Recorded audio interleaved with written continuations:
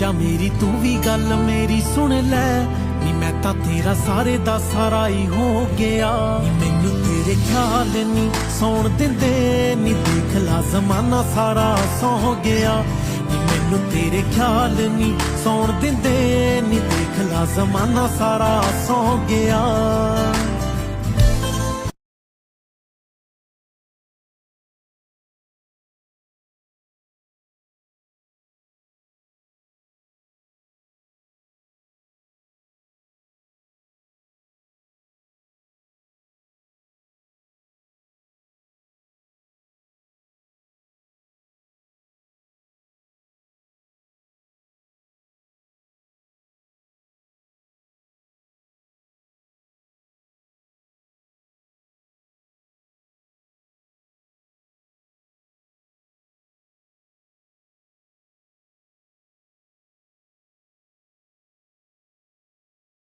से जल्द राहत मिला।